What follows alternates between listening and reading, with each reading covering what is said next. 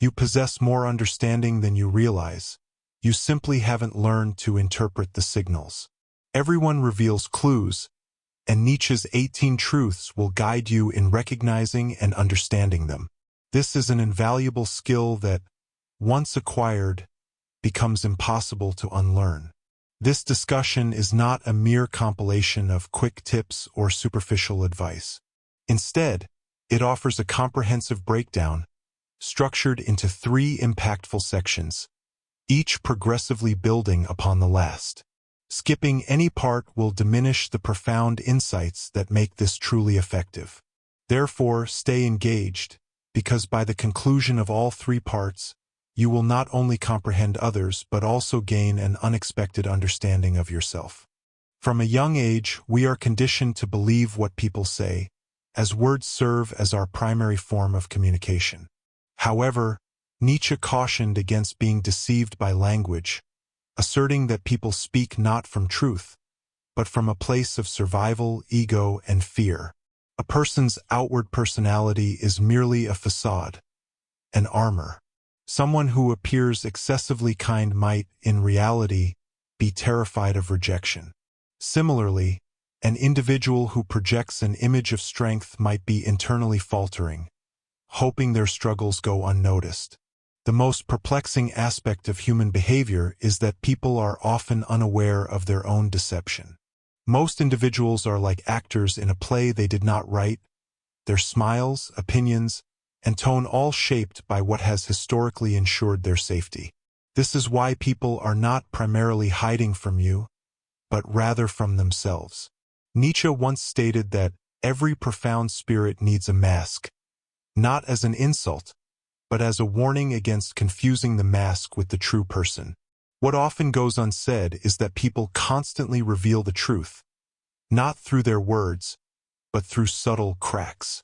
These include moments when they avert their gaze, laugh excessively, or quickly change the subject when a topic becomes too personal. Nietzsche's first psychological truth is that everyone wears a mask for survival, not out of insincerity, but out of fear. To navigate society, people construct a version of themselves they hope will be accepted. However, these masks are imperfect and prone to slipping, with tension being the primary indicator of truth. Observe what makes someone uncomfortable, as that is where their authentic self begins to emerge. Second, what someone despises in others often reveals what they are concealing within themselves. This concept, known as projection, is one of Nietzsche's most astute observations. For instance, someone who constantly ridicules arrogance is frequently insecure about their own self-worth. Likewise, an individual who incessantly highlights dishonesty in others is typically hiding a truth they have not yet confronted. We tend to dislike in others what we are afraid to acknowledge in ourselves. Therefore, to understand someone, do not just observe what they admire, but also what they criticize and why. Third, silence communicates more than words. Nietzsche did not believe truth originated from speech. In fact, he viewed language as a tool of the collective, often used to avoid confronting reality. When a person pauses before responding, evades certain subjects, or provides brief, rehearsed answers to profound questions, their silence is more revealing than their speech. Someone who avoids vulnerability is disclosing everything about their fears. Fourth, excessive virtue often serves as disguised vanity. Be cautious of individuals who loudly proclaim their purity, constantly correct others, or preach incessantly. Nietzsche referred to this as the will to power in disguise, where morality sometimes becomes a facade for superiority. The more ostentatious the display of virtue, the more likely there is something being hidden behind it. Genuine goodness does not require applause. Fifth, people first deceive themselves before they deceive you. This insight is transformative. The lies you hear, such as "I'm fine," "I'm over it," or "I don't care," are not intended to harm you. Instead, they are lies that individuals have repeated so frequently that they have come to believe them themselves. Nietzsche understood self-deception not as malice but as a defense mechanism, a means to continue functioning in a painful world. So, when someone's narrative seems inconsistent, do not assume they are trying to deceive you. Instead, recognize that they have been deceiving themselves for a much longer time. This self-deception is precisely what makes reading them possible, as these inconsistencies expose the truth. Sixth, where someone feels superior, they are often concealing inferiority. This is a quintessential Nietzschean idea. Superiority is frequently a form of overcompensation. If an individual constantly reminds you of their achievements, they likely fear they are insufficient. If someone casually disparages others, they are probably terrified of being overlooked. True confidence is not competitive. It simply exists. Therefore, if someone feels the need to dominate, control, or constantly prove themselves, delve deeper. Behind their apparent authority, you will often discover a frightened child wearing a crown. Reading people is not about judgment. It is about comprehending their essence. When someone incessantly interrupts, you now understand that it is not always arrogance, but potentially a fear of being forgotten. When someone posts obsessively about happiness, it might be a silent plea for help. When an individual avoids eye contact while claiming to be fine, you learn to observe their body language rather than just their words. Utilize these truths not for personal gain or power, but to extend compassion. The clearer you perceive someone, the less likely you are to harbor animosity towards them. This is Nietzsche's secret. He did not intend for you to see through others to manipulate them, but rather to prevent yourself from being deceived and to foster genuine connection.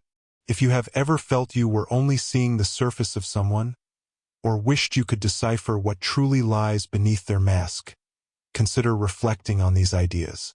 Think about moments when people revealed the truth without uttering a single word.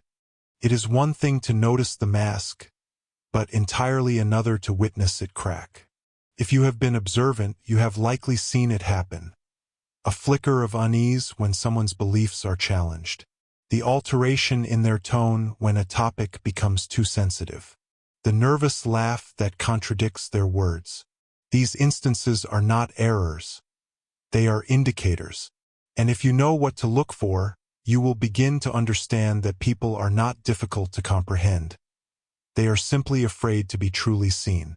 In the initial part, we explored how individuals construct personas for self-preservation. Now, in the second part, we delve deeper into the points where these personas begin to fracture. Nietzsche believed that the self is not a fixed entity, but rather a performance, a role pieced together for survival in the world. The moment this performance is threatened, the truth is revealed. Most actions are driven by fear. This is more universal than you might imagine. Seventh, the majority of actions stem from unconscious fear. Ask yourself, why does someone over-explain? Why do they dominate a conversation or completely withdraw? Why do they agree when they clearly mean no? The answer is fear. Fear of abandonment, rejection, humiliation, or failure. Nietzsche recognized that humans rarely act purely out of desire. Instead, they act from a profound fear of losing status, love, or self-worth. Therefore, when attempting to understand someone, shift your focus from what they claim to desire to what they are afraid of losing. That is where the truth resides. Criticism serves as a mirror. The next time someone constantly critiques others, pay close attention. Eighth, excessive criticism is a form of projection. A man who ridicules emotional people might be terrified of his own feelings. A woman who belittles others for their appearance might be engaged in a secret struggle with her own reflection. Nietzsche asserted that judgment is almost never about the other person. It is about the self. So, when you hear repeated criticisms, do not be sidetracked by the target. Instead, trace the line back to the speaker. What part of themselves are they attempting to disown? Projection is not merely a defense mechanism. It is a confession. If you listen carefully, it will reveal precisely where someone's pain resides. Confidence is often guilt in disguise. You have likely encountered individuals who appear excessively self-assured, always in control and perpetually composed. Yet, if you observe them long enough, you will notice the tension in their jaw, their tendency to over-prepare, and their defensiveness under pressure. Ninth, guilt frequently conceals itself behind false confidence. Nietzsche observed this phenomenon in leaders, teachers, and preachers, those who project certainty because they fear being exposed. When someone exhibits chronic confidence, look for the guilt they are trying to suppress. Perhaps it is something they regret, or a version of themselves they are attempting to disprove. True inner peace does not need to be performed. So, when someone appears overly confident, do not be intimidated. Instead, be curious. Exaggeration exposes hidden truths. This is a subtle yet potent insight that, once recognized, cannot be unseen. 10th, people betray themselves through exaggeration. Someone who constantly declares, "I don't care what anyone thinks," likely cares deeply. An individual who claims to be always happy probably is not. Exaggeration is a tell, the ego's attempt to quell doubt. Nietzsche believed that extremism in any form signifies imbalance, not strength. Therefore, when someone's statements sound excessively absolute, do not believe the content. Instead, interpret the underlying insecurity. Exaggeration is volume, and the question to ask is, what are they trying to silence? The desire for control masks inner chaos. We seek control in various aspects of our lives, our jobs, relationships, and routines. However, some individuals crave it to the point of obsession, which is a significant indicator. 11th, those who seek control often fear inner chaos. Nietzsche clearly understood this. When one's inner world is disordered, the outer world must be obsessively managed. If someone micromanages every detail, struggles with change, or dominates others to feel powerful, it is not a sign of strength. Rather, it is because something within them feels out of control. So, instead of fearing the controlling person, perceive them for what they truly are, someone terrified that everything will unravel the moment they relinquish control. The more rigid the external facade, the more fragile the inner self. Performance often conceals emptiness. This is one of Nietzsche's most profound and relevant insights today. 12th, the louder the performance, the emptier the core. Observe social media. The incessant look-at-me energy, the flawless poses, the constant updates, the meticulously curated identities. Nietzsche did not interpret this as strength, but as desperation. When someone is perpetually performing, it is because they do not believe they will be seen or loved without it. Consequently, they create noise, color, and drama. However, an individual who truly knows themselves does not need an audience. They are already complete. So, when someone's life appears to be a performance, remember that it is not a display of power, but a subtle plea for attention. You are likely beginning to perceive the shift now. You enter a room, and suddenly the underlying patterns speak more loudly than the spoken words. You see someone constantly interrupting and realize their terror of being forgotten. You observe someone who boasts endlessly and sense their hidden wound. You are not reading minds. You are reading the mask, and Nietzsche has provided the illumination. This is more than just a skill. It is a responsibility. Once you learn to see people clearly, you cannot unsee it, and you will begin to understand that most people suffer silently behind polished smiles. Reading them is not about gaining an advantage. It is about extending grace. When you perceive the child behind the critic, the fear behind the bully, and the guilt behind the arrogance, you do not become weaker. You become unshakable. If this has resonated with you, anticipate the final part, where we will strip away the last layer. We will explore how people's deepest childhood wounds manifest in their adult personalities, how their envy, their silence, and their need to be remembered all reveal their soul. You will learn the final 6 truths that provide absolute clarity in understanding people, and, more significantly, you will understand yourself. By now, something within you has transformed. You no longer just see people. You read them not as villains or victims, but as human beings striving to survive with masks they did not even choose.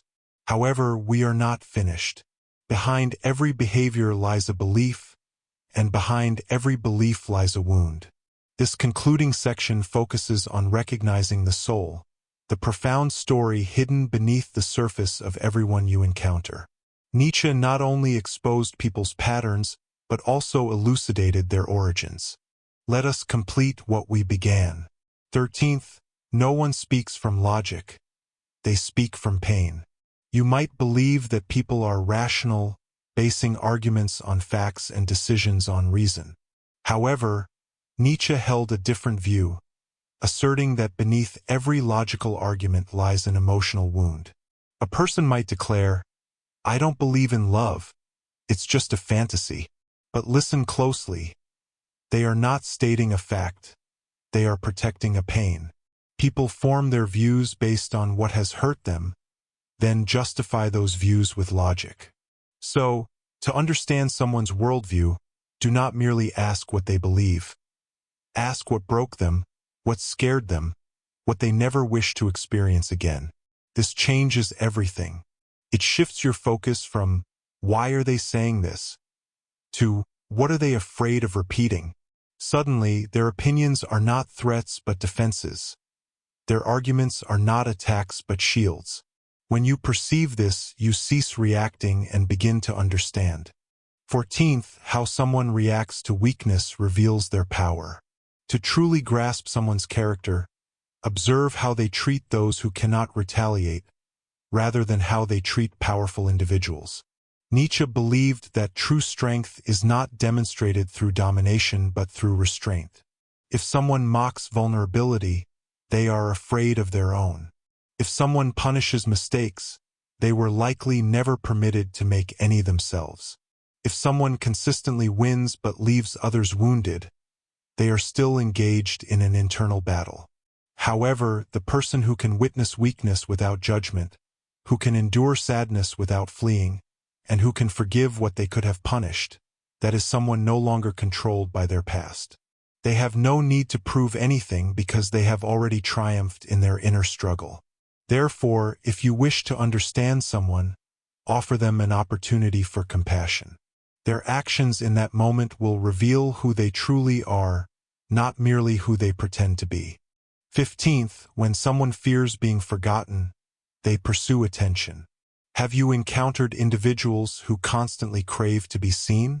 Every room they enter, every story they tell, every outfit they wear screams, "Notice me." At first glance, this might appear as confidence, but Nietzsche recognized its deeper origin. He believed that the craving for attention often stems from a more profound fear, the fear of being invisible, of being erased, of living and dying without leaving an impression. Consequently, people generate noise not because they enjoy it, but because they cannot bear silence. The child who was ignored grows into an adult who overcompensates. Instead of directly asking for love, they demand it indirectly through performance, drama, or chaos. So, when someone seems too much, do not be quick to judge. Instead, inquire what they fear will happen if they are not enough. Sometimes attention is not vanity. It is a cry for help. 16th, the person they attack is often the person they envy. This is one of Nietzsche's boldest truths and among the most challenging to acknowledge. People do not always attack out of hatred. They often attack because they admire, yet feel they can never achieve what they admire. Criticism is simpler than admiration.